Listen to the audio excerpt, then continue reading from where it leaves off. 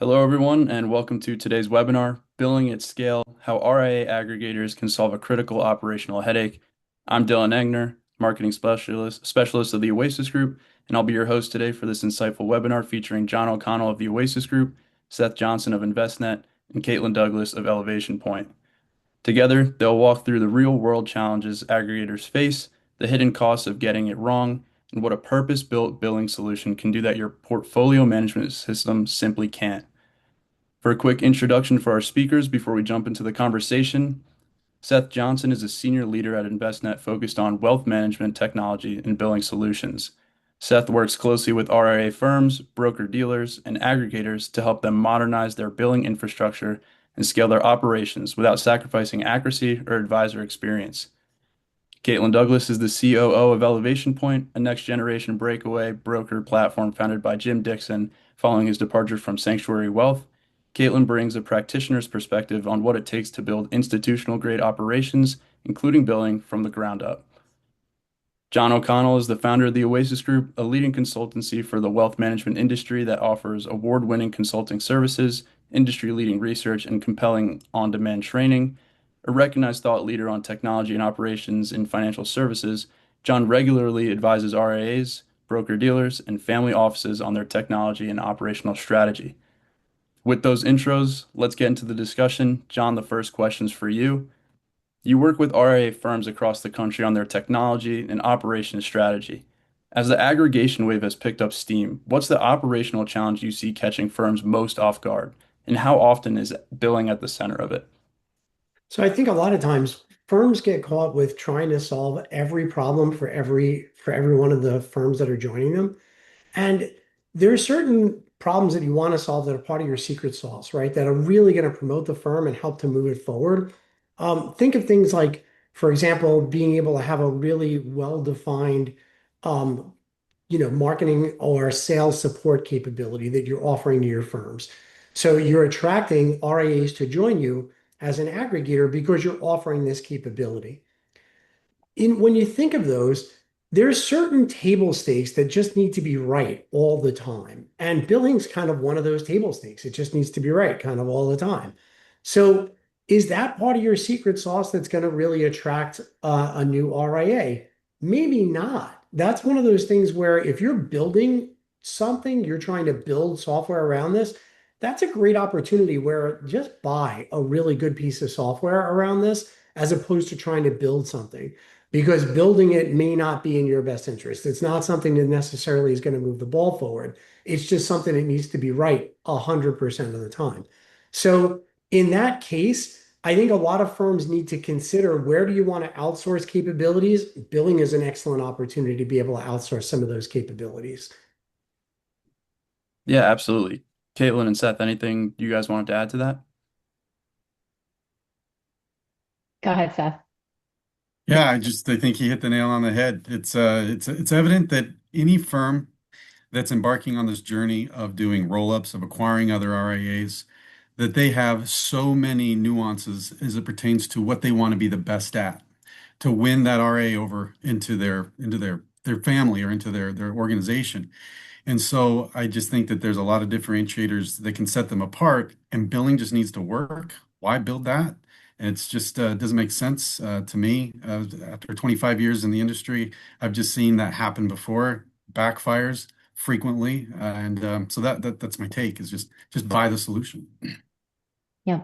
The only thing that I'll add, and John, you had mentioned, or at least hit on this a little bit, is that the easiest way for a firm to lose credibility is to have the billing be incorrect.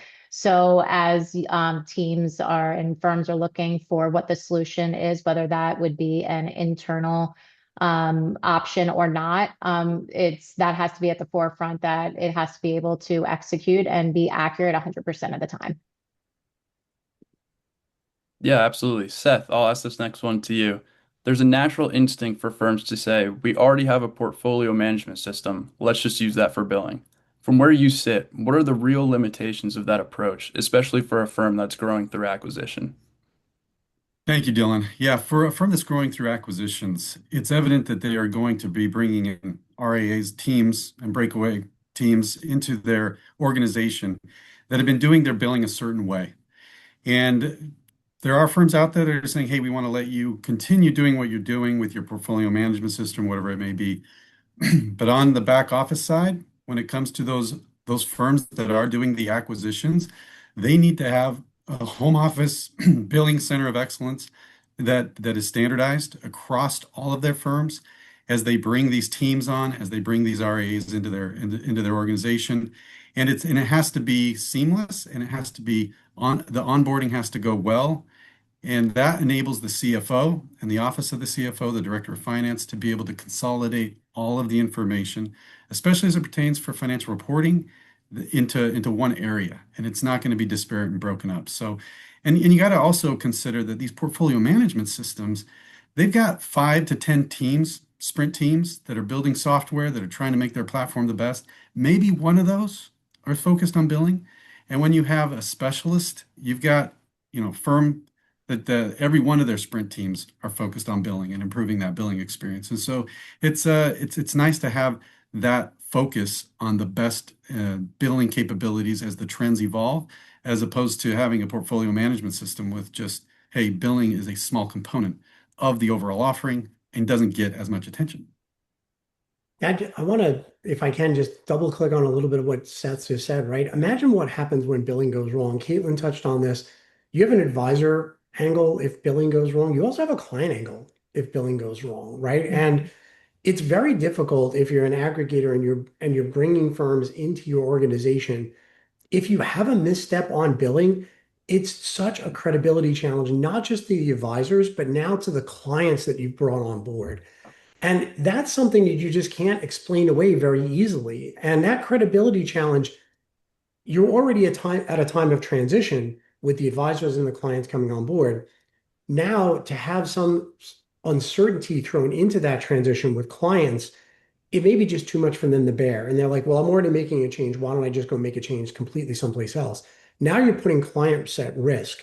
And that's not something you need to do when you're taking on this kind of change. So it's really important for people to consider, is this something that I really want to take on? Or is this something that I'd like to have an expertise join me and be able to provide some leadership around being able to do this?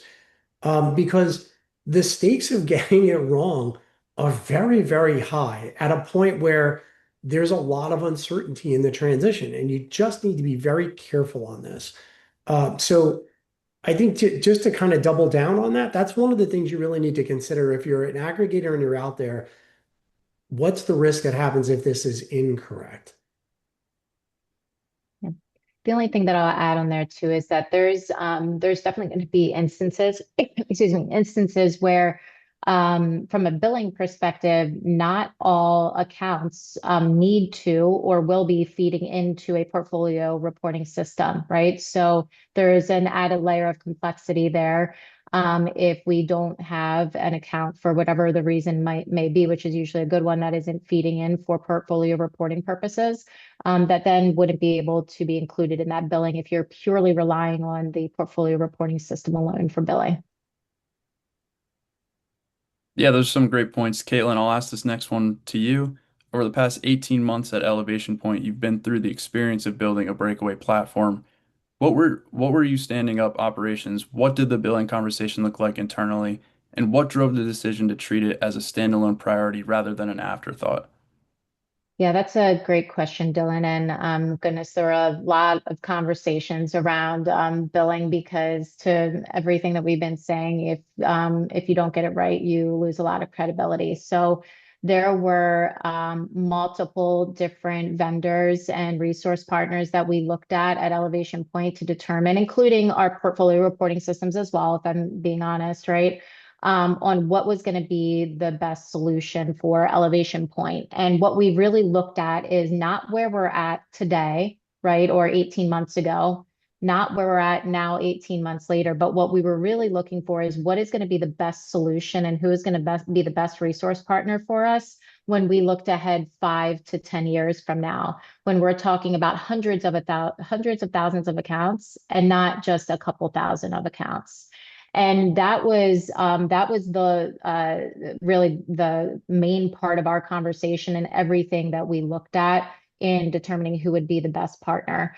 The other piece was integration. We needed to make sure that regardless of who the partner that we used was going to be able to integrate not only with if we needed to pull accounts in from portfolio reporting or from a third party resource provider as well, but we could have multiple sources of data be pulled in, and we weren't limited to just one or two. And all of those paths, led us to the Ready to platform. And it's been an amazing relationship and partnership since. Yeah, you bring up some great points in that process. John, Seth, anything you want to add to what you said there? Yeah, I'll jump in and just say that the implementation with Elevation Point, just as it was launching as a platform, that the implementation, that's where we weren't converting data over from a legacy system. So the implementation went really well. We had a good parallel process with the test accounts, and we're able to go live within, I believe it was 3 to 5 months. Is that right, Caitlin? 3 to 5 months? Yep, Yep. very quick. Yeah, I think that that kind of talks a little bit to the idea of like this pressure point that you've got, right? When a new firm comes on board, especially if they come on board kind of mid-quarter, you've got to get it right really, really quickly. So that implementation timeline makes a ton of sense. Yeah. John, this next question is for you. Let's talk about the aggregation onboarding clock. You described this as a real pressure point. When a firm comes onto your platform mid-quarter, the window to get billing right is short. Can you walk us through what that actually looks like and what happens when firms miss it? Yeah, absolutely. So when you've got a firm that comes on board mid-quarter, a lot of firms are billing quarterly in advance or quarterly in arrears, right? Many of the RIAs that are out there follow that kind of billing cycle. So what happens when they come on mid-quarter? Well, you basically need to get all the billing rates loaded into a new piece of software relatively quickly. You're probably going to want to run in parallel, right? So the clock starts the minute the firm joins. The faster you can get those billing rates into the new piece of software that they're going to be coming on board to, the faster you have the ability to run this in parallel for 1 quarter. Okay. And then you can run it in parallel if you want one more quarter, but then you want to basically flip the switch and you want to have them on a new billing solution, ideally the aggregators billing solution, so that they're not throwing human beings at trying to make sure that these two numbers match, right? Because if you're running it in parallel, someone needs to check those numbers. So that's going to be a person. So the faster that you have the ability to bring them on board, the better. That's number one. And then a second point that I want to make around this is we haven't yet discussed some of the compliance issues around it, right? When an aggregator buys a firm or whether an aggregator does a tuck-in and a firm joins them, some of the things that you have to worry about are, is your billing consistent? Does it match your IPS? If it doesn't, why? And how do we get people onto a consistent billing cycle or a consistent billing rate? And that's something where, a lot of the either the homegrown solutions we've seen in the past, or even some of the solutions that we see from the wealth platforms don't really have the ability to drive that level of visibility to you into the billing, right? So if you think about it, many of the times when you're bringing billing onto a wealth platform, it's like, here's my fee schedules. Let me just import those fee schedules into a wealth platform and off we go. You really do want to double check that against what does it say in the IPS? Why do we have multiple fee schedules associated with this? Because that comes down to, the treatment of the client. Is it consistent? And when you're an aggregator, that's a much higher bar to make sure that it's consistent, not just across, the Tom, Dick, and Harry firm that just came on board with you, but across your entire portfolio. So you're now carrying that risk as an aggregator, and you've got to have a solution that gives you that visibility into it. You may not fix it day one, but you sure as heck want to know about it day one, and you want to have a plan that you can begin to fix this moving forward with the firm that has now come on board with you. Because that's not a plan that you can execute as the aggregator. The advisor needs to help you execute that plan. So you need to identify the risk, come up with a plan, agree to it with the advisor, and then monitor it as it gets executed. And none of that is very easy to do. That has to happen. That's a process. Yeah, Yeah, I Seth, think Caitlin. that. Oh, Yeah, sorry. sorry, no, go ahead. Yeah. I was just gonna say if you wanted to Caitlin, you've piggyback got a off ton that. of experience with this. Yeah, no, that's a thank you. I appreciate that. Yeah, it's it can be tricky, right? I mean, there's a lot of things, certainly from a compliance standpoint, that you want to make sure that you keep in mind and that are front and center. But I think that more so it comes from proper planning on when a team is going to onboard and making sure that everybody's ducks are in a row, right? And that really comes from the strength of a project manager and transition lead really that has done this time over time because depending upon what information can or cannot be taken with a firm, whether they're coming from an existing RIA or if it is a true breakaway, right? There's a lot that can be done ahead of time to ensure that that process is seamless. And that you have all of the fee schedules in that that the all of the accounts are feeding in, regardless of where they're coming from into the InvestNet system. So the planning piece is huge on it, and making sure that again you have somebody that has the experience of having done it before. Yeah, Seth, did you want to weigh in on that at all? Yeah, as it pertains to the implementation plan, I think the where the rubber meets the road, it's the parallel phase of the project to ensure that when you get the accounts in, that you're running everything comparing to what's in place today. And that really the tight project management around that process, the parallel process, is really what drives the success of your go live. Because when people are comfortable that they have run what they will be running on day one, and they've done that two, three, four times, whatever time they've allocated to do that, that's really where you're going to go live, and everything's going to be in green. If the parallel phase of the project is poorly managed, that's when we see the most trouble. And yeah. Absolutely. Seth, fee schedules, advisor access, billing cadence. These are things that look manageable at one firm, but very complicated, very fast when you're rolling up multiple firms with different setups. What are the real failure points, and what does it actually take to manage that complexity well? Yeah, that's a great question. Again, so you have a situation where once that RIA or once that breakaway team is coming on board, you recognize that you as a firm, you have your fee schedules. They're basically published in an ADV, and you got to make sure that there's the adjustment to ensure that fee schedules are going to be aligned. And then you've got to give these advisor teams the ability to take a view into what's happening in the billing system.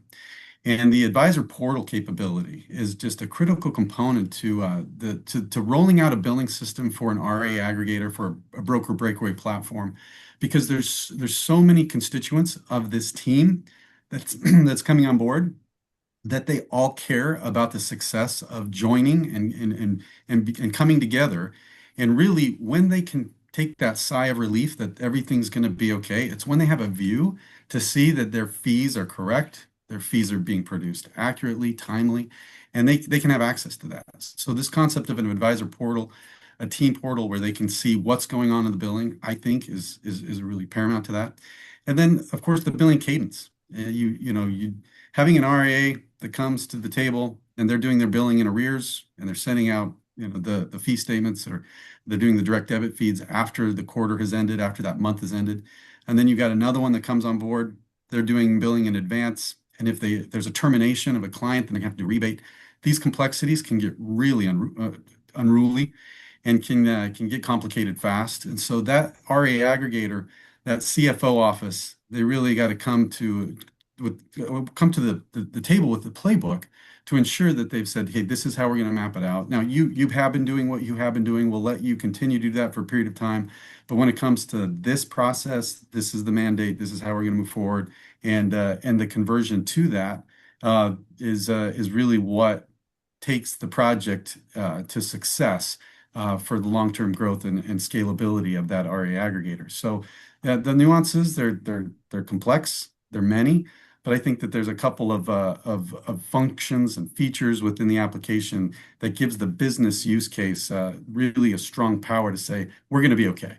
we know what's going on. We're part of this new team, this new platform, and they've got their act together. And it's really manifesting through how the billing came out, how the fees look, and that gives them tons amount of comfort when it's all right. I'll add to that, and all of that was really well said, Seth. I'll add to it that most aggregators want to allow their advisor teams that they're bringing on the autonomy to operate within the confines of the compliance program. So that doesn't mean that every single firm is going to look alike, right? Not every single person is going to have a flat fee schedule. Some might have tiered that go back to $1, some might have tiered that are blended. Um, Having a platform that is that allows for the easy setup of multiple different types of billing schedules that will be attributed to any one team or maybe many teams, and then the ease of being able to apply those and really audit those at the same time it is absolutely key, because there's very few aggregators that I think are trying to fit advisors into the same mold. And they want them to allow for teams to, do everything that they've been doing to date that have made them so successful, right? They're not trying to change that, just trying to enhance it. Yeah, just to build a little bit on what both Caitlin and Seth said, Seth brought up a really interesting point, right? Which is the advisor visibility in a portal. So now take that. So I grew up in sales. I did a lot of sales. At Oracle, at the end of a quarter, you would always try to figure out, all right, what did I get paid on? What did I not get paid on yet? What do I still have outstanding? Right? The visibility into that was really frustrating if you couldn't figure it out, right? So an advisor portal that really gives them the ability to self-serve and say, here's what you were paid on, here's the accounts, here's the amounts, that reduces the stress on the advisor and on your operations team that's going to get all those phone calls saying, I don't know what I got paid on, right? So let's take that as a base case. Now let's make it more complicated with what Caitlin just said, which is I have some advisors that are on tiered, waterfall fee schedules from $1, right? And they've got cliff fee scheduling. I've got some advisors that are getting paid in arrears. I got some advisors that are doing it in advance. Now your operations team needs like an encyclopedia to figure out which advisor just called me, what's the fee schedule they're on, how do I make sure that was calculated right? Here's what winds up happening. The advisor calls and the operations team says, I don't know. I got to get back to you. Do you want to talk about frustration level now going through the roof?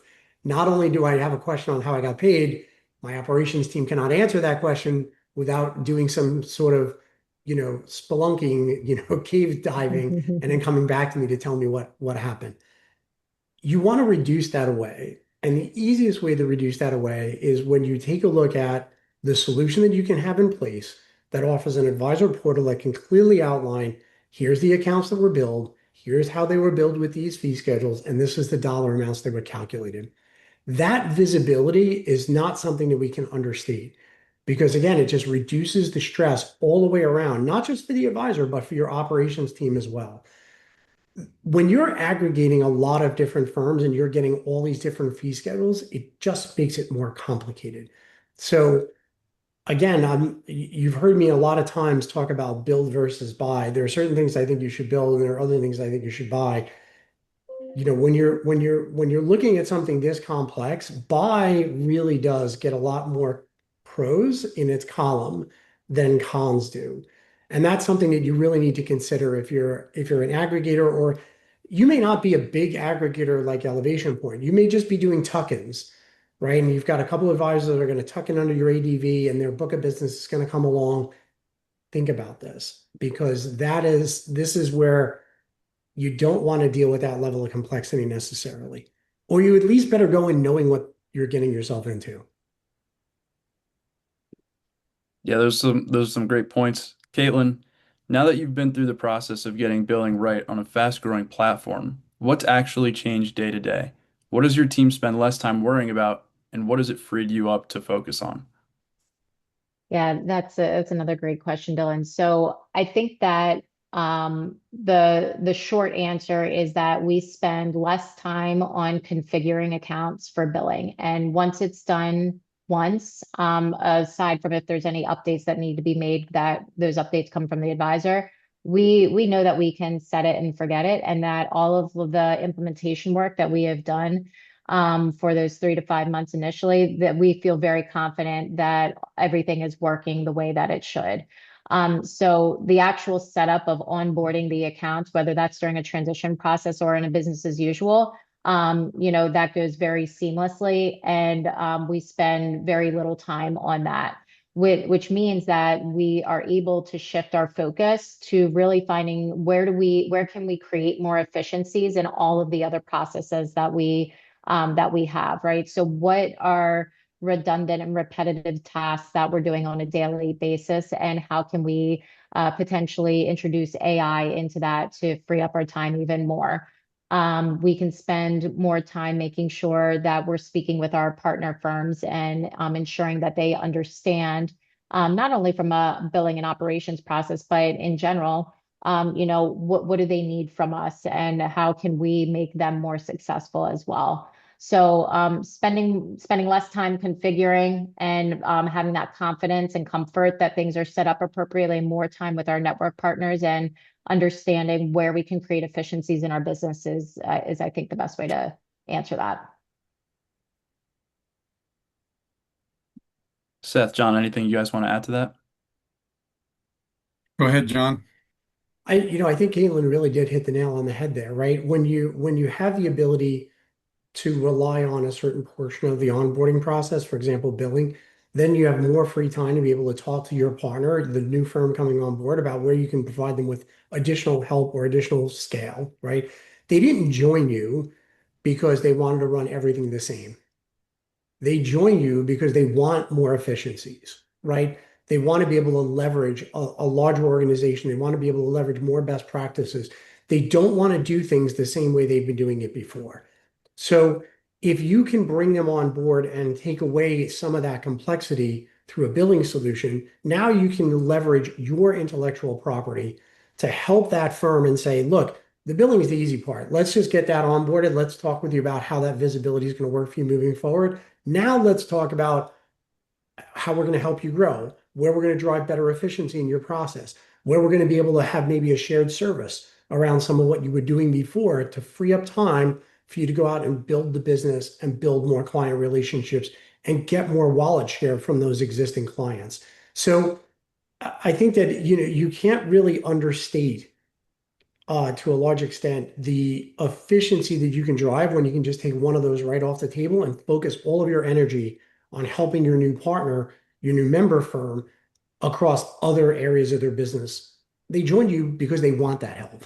So the more time you can free up to give it to them, the better they're going to be. Yeah, I just like seeing in the media when Elevation Point's got another team coming their way. I just feel the confidence that Caitlin's got billing taken care of and her team. So she's running a fast growing company right now, and it's just great to be a part of that architecture that's been put in place to help her scale. It's really it's what are whenever you pick a profession, that's what it's all about. It's like helping people get their job done. So it's been good. Absolutely. John, this next question is for you. We hear a lot about the integrated tech stack conversation. Firms worry that adding another solution means more complexity, more logins, more things to manage. How do you help firms think through that trade-off when the right answer really is a dedicated tool? So I think you've got to, I'm a big fan of you have to use the right tool for the right job, right? I can hammer a nail in with a crescent wrench. The nail is not going to be happy, and neither is the crescent wrench at the end of that.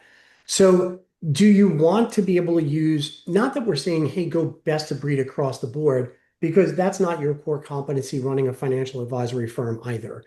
But what you do need to do is you need to recognize where there, in some cases, the best of breed type of a solution, going that route reduces the overall risks to the firm and reduces the amount of noise that you're going to deal with moving forward, right?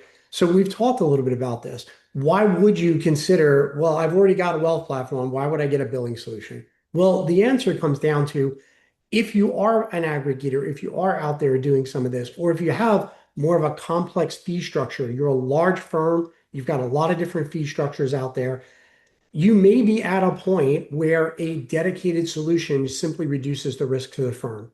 How does that happen? Because getting it right matters, and we talked about that.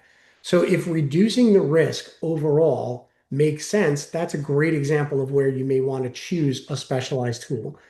Also, one of the things I want you to consider is when we say you're going to use a specialized tool for something around billing, when that tool is integrated directly into your custodian, okay, you're not using a multiple hop to get data. You're not going from your custodian to a wealth platform to a billing solution, back to a wealth platform, back to the custodian to build a sundry account. In a solution like this, you're going directly from a custodian. You're going to be able to go to a billing solution and go back to the custodian with a sundry account. So you don't have to have multiple hops. And I think in a lot of cases where people get caught up is when they begin managing all these integrations. And that's where having another tool can really reduce the viability of it.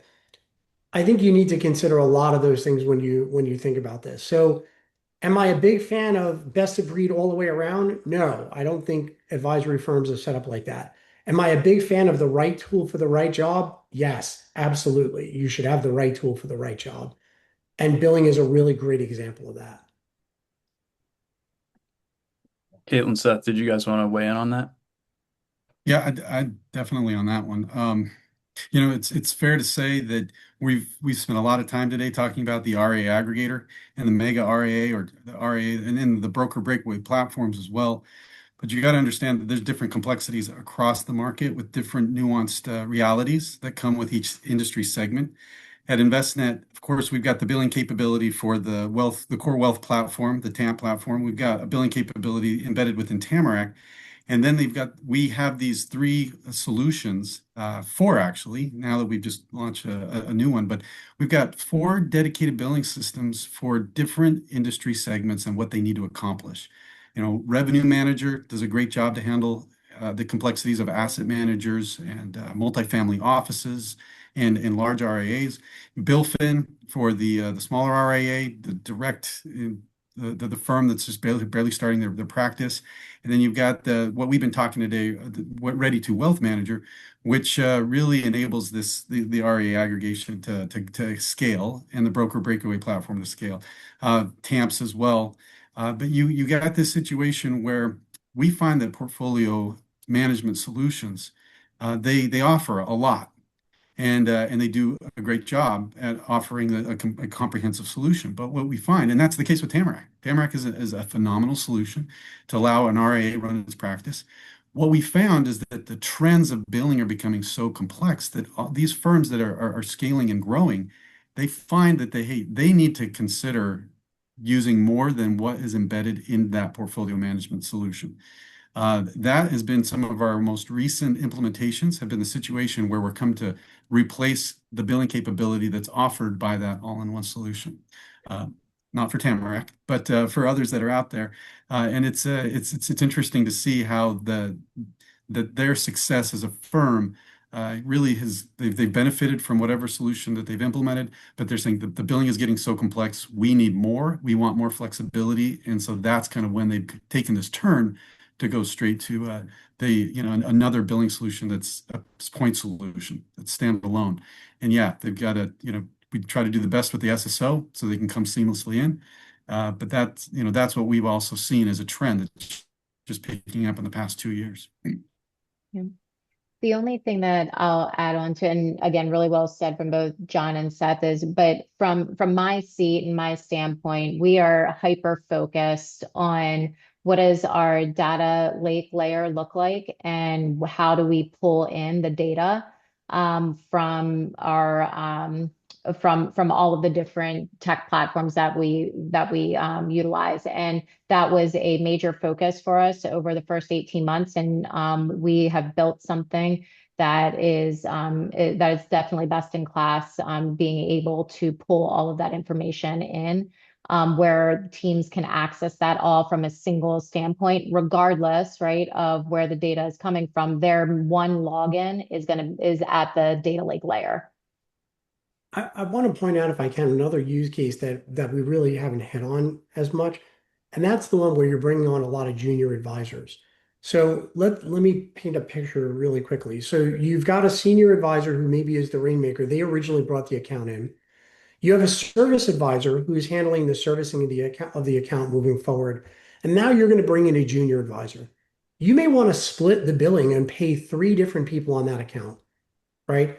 The junior advisor may get a small piece of that business while they're trying to build their business. The service advisor is going to get a piece of that. And of course, you're going to continue to pay the finding advisor or the original advisor on the account. Now, you may not be an enormous firm, but you may be building that next generation of advisor within your company. Now your billing just got a lot more complex. Okay. And what we find is a lot of teams try to do this by literally exporting their billing in spreadsheets and then trying to figure out who gets paid what. That is not a great use of an organization's time leveraging that in a spreadsheet. And number one, and number two, it's really error prone. So we'll come back to the you make a mistake, all of a sudden the advisors are very unhappy with the fact you made a mistake. So when you're starting to think about maybe you're a firm that's out there and you're like, hey, look, I'm not going to sell and I'm not going to buy anyone. I'm an ongoing concern and I'm doing great. That's fine. But if you do want to bring in a lot of junior advisors and you are thinking of complicating the way that you pay people simply so that you can incent, you can attract the right talent, now your billing just got a lot more complicated. And you really need to consider, hey, how do I want to set this up moving forward? Caitlin, you pointed a little bit to the planning that goes into play when you're buying a firm.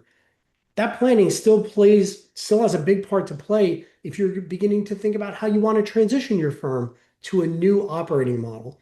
So if you're one of those folks that are sitting there saying, I really want to attract talent, I'm not quite sure how to pay them, a really great solution is to start with what is your design going to be like? Do I have these concepts of a rainmaker advisor, a service advisor, a junior advisor? If you do, you may want to start really considering what do I want to do around billing and compensation to drive that correctly.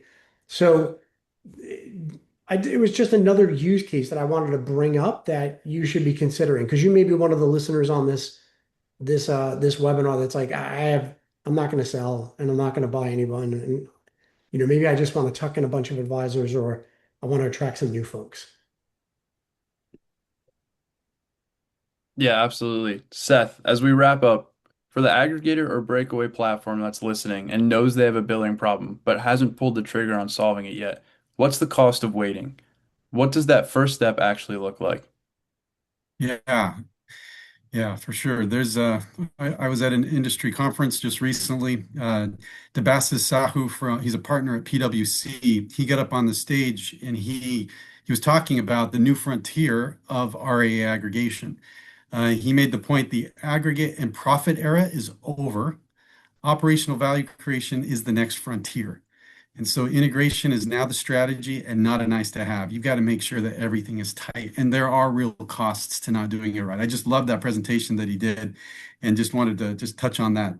Because as it pertains to the cost, I mean, I'm just going to nail on three to just to kind of go with that for now. It's just the very beginning, it's just the reputation, right? The reputation all around. It's like you're bringing in a new team and you want to put your best foot forward. You want them to feel like after their first billing process that they picked the right firm because they had multiple offers and they had multiple paths to go. They could stay as they were, but they made this decision to come with you and to be a part of your large aggregate RIA that's aggregating other firms.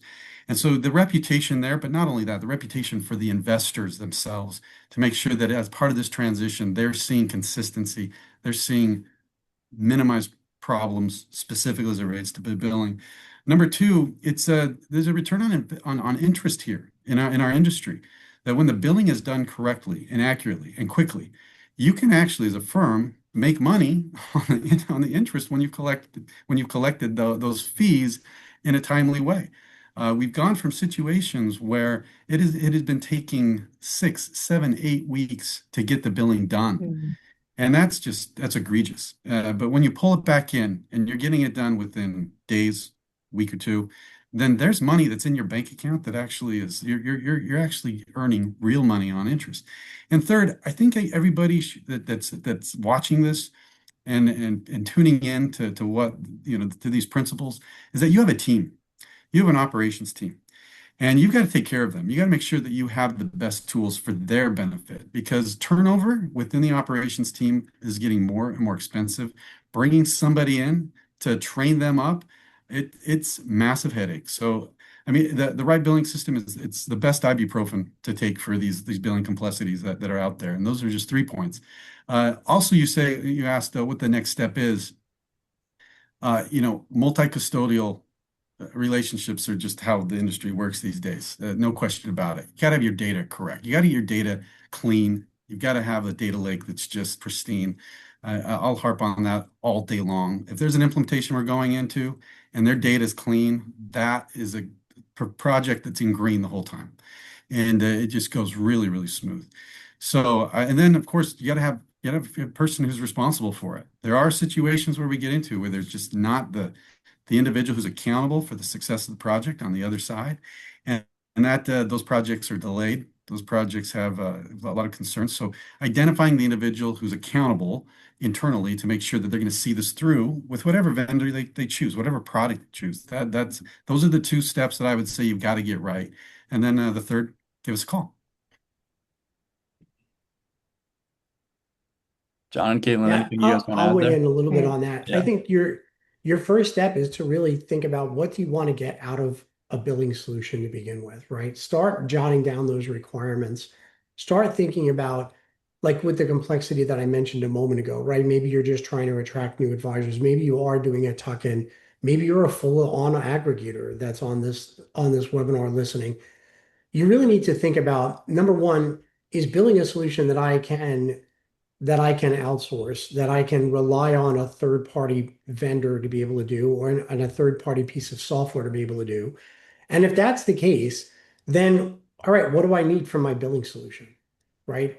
Maybe you're a firm, by the way, that's a little concerned about market volatility and you want to bring this in from, hey, instead of billing every quarter, maybe I want to try to move to billing every month, right? So that I can, number one, capture market appreciation, number two, reduce the risk on market downsizes. The market's been doing really well. It is going to correct at some point. That is a guarantee. Mm. When it does, do you want to still be on quarterly billing in advance or in arrears? And these are things that I think that progressive firms are really beginning to consider. And when you do start to consider that, that's a requirement. That's something you should be thinking about and jotting down as a requirement and then figuring out, is that something you want to move forward with?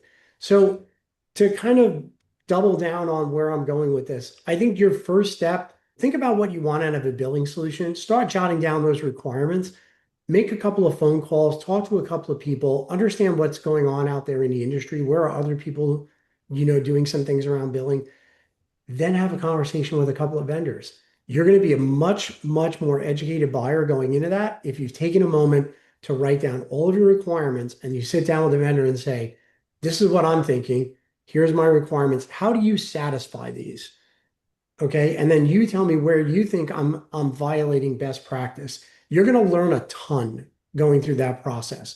So that's something I highly recommend.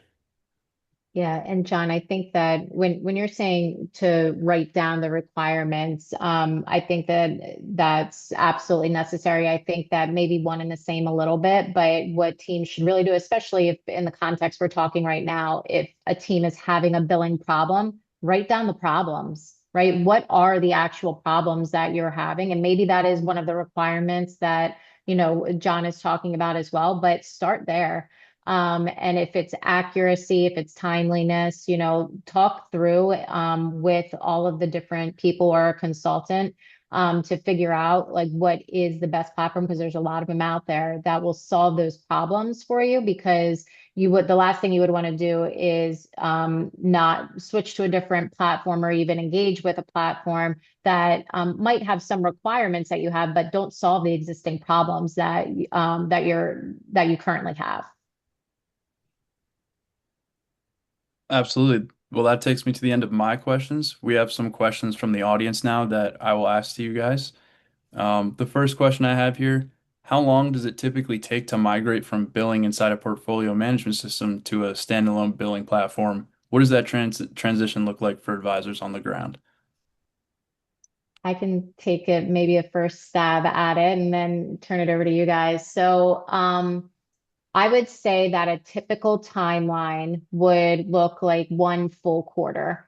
in order to make sure, maybe as we were talking about in our prior conversations, just having it being ran in tandem and parallel to the existing for one quarter to make sure that that everything is lining up. But the real planning comes into place in making sure that from the existing system, you're exporting as much data as you possibly can. So you're not manually inputting thousands of accounts and then fee numbers, et cetera.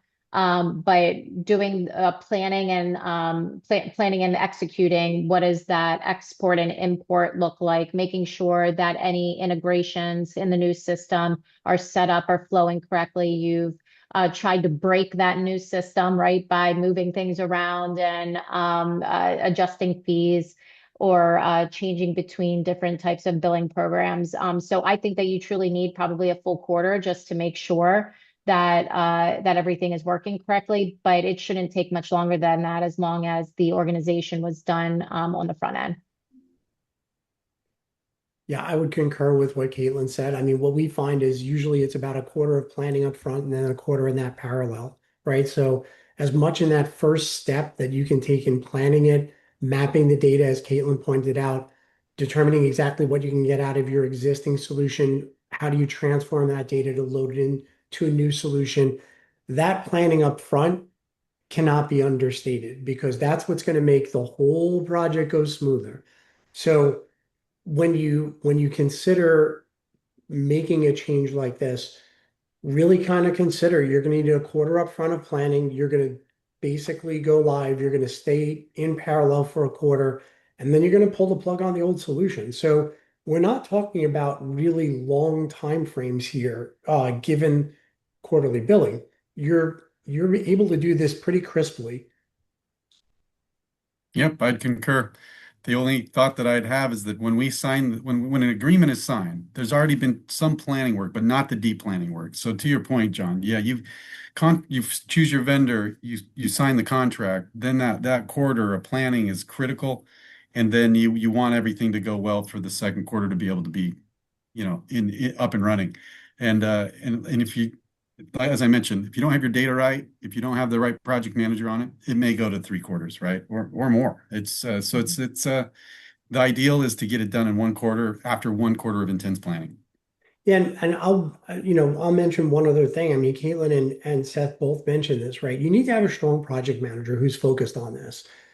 This is not like a part-time effort that someone can just do as a side job while they're still running an operations team, as an example. This is Well, something there's where a you lot need to a try. There's dedicated a lot to person. try though. What's that? I said there's a lot that do try that though, John. There's Seth, that's usually Sorry. the people that call me up and go, "We're in a little bit of trouble. Can you come over and give me a hand?"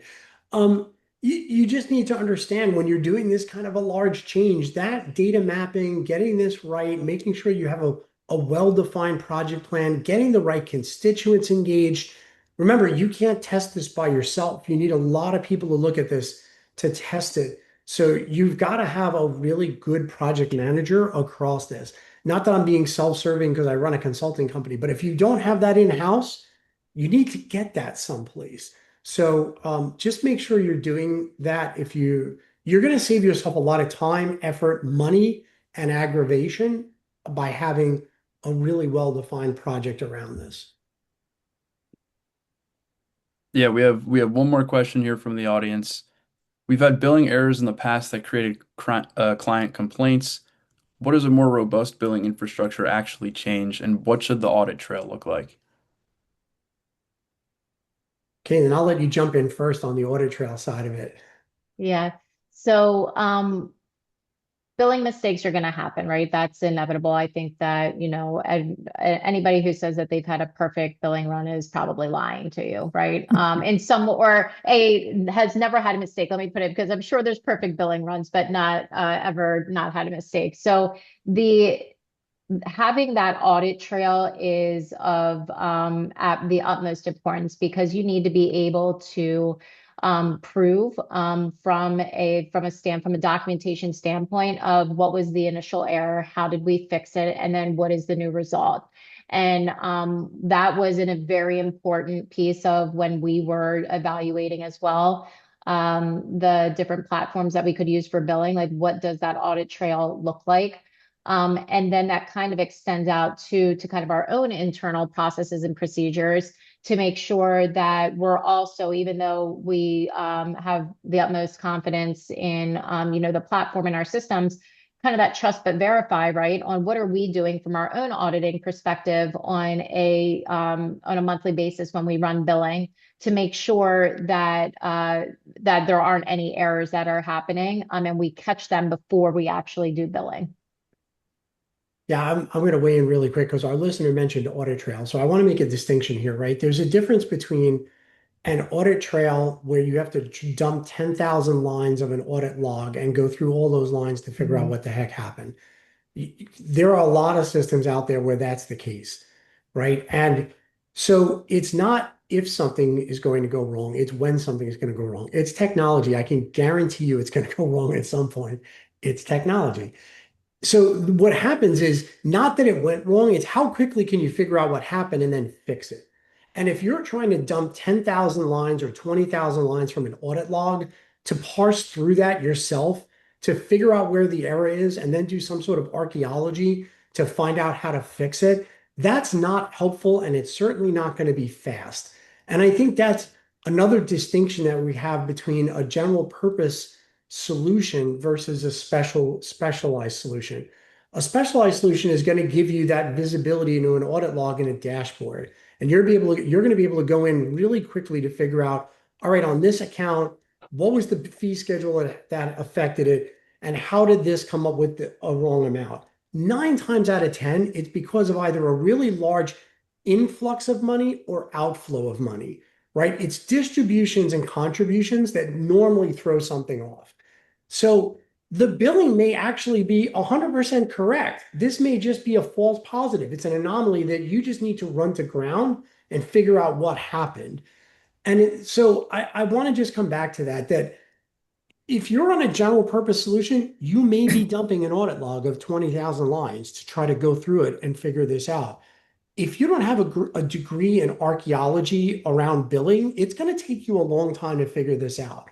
So you really want to look, that's where, again, if you're starting to get more complicated, you probably want to look at a specialized solution that has that traceability is completely visible and you can get through it without doing a dump of an audit trail. So I don't know if the listener was really considering that when they said audit trail, but that was where my mind first went. So hopefully I hit their answer for them. Yeah, and Dylan, I think for me, I just some of my favorite emails from clients are after they've wrapped up their SEC audits. It's in they're basically conveying the appreciation for not only our team that's servicing them, but just the system as it was architected in a way for them to answer all these questions one by one by the examiner, and that just makes me real happy. Gives me a lot of joy. Yeah, absolutely. Well, that brings us to the end of today's session. Thank you, John, Seth, and Caitlin, for this in-depth and insightful conversation. Before we sign off here, I want to let the audience know where they can find out more information about each of your firms. Seth, do you want to start us off? Yes, please. Well, Envestnet, they've got many solutions, many offerings as it pertains to the billing in and of itself. There's a page on the Envestnet website dedicated to the standalone billing solutions that we offer. Go through there, you'll see Revenue Manager, you'll see Wealth Manager, BillFin, and also Envestnet Payments, which is the newest solution that we have that's integrated with MoneyGuide for financial planning services. So that's the first stop is just to go to that website there, Billing Solutions on Envestnet, and everything's available there. Great. Caitlin, you want to go next? Absolutely. So the website would be the easiest way for anybody that is interested in speaking with Elevation Point and partnering with us. So elevationpoint.com. Also able to email at info@elevationpoint.com. Great. John? Sure, you can find us on our website, www.theoasisgrp.com. You can also find us on TikTok, Instagram, Reels, YouTube, LinkedIn, and pretty much every other social media channel that's out there. So, by all means, check out our newsletter. You can learn more about other insightful sessions that we have like this. Caitlin and Seth, thank you so much. I really appreciate you all having a chat with us. Yeah, thank you, Thank John. you Thanks, both. Steve. Thanks, Thanks, Caitlin. everybody. Okay, Thanks. bye-bye. Bye-bye.